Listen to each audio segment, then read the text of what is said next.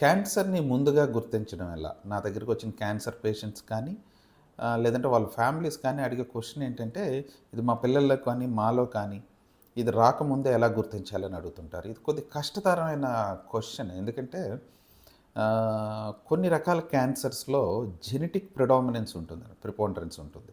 వాళ్ళేంటంటే, for example breast cancer కానీ, ovarian cancers కానీ, యుటరైన్ క్యాన్సర్స్ కానీ, కొన్ని రకాల మేల్ క్యాన్సర్స్‌లో కూడా ఫర్ ఎగ్జాంపుల్ లంగ్ క్యాన్సర్స్ కానీ, జిఐటీ ట్రాక్ట్ క్యాన్సర్స్ కొన్ని రకాల జెనెటిక్ అబ్నార్మాలిటీస్ వల్ల వస్తూ ఉంటాయి. అది ఫ్యామిలీస్‌లో రన్ అవుతుంది. అలాంటి వాళ్ళైతే కొన్ని రకాల టెస్టింగ్స్ చేసుకొని ముందుగానే గుర్తించొచ్చు.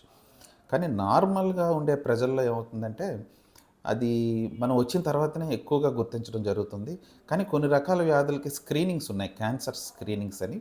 అవి చేసుకుంటూ ఉంటే కొంత ఎర్లీ స్టేజ్‌లో గుర్తించుకునే అవకాశం ఉంటుంది.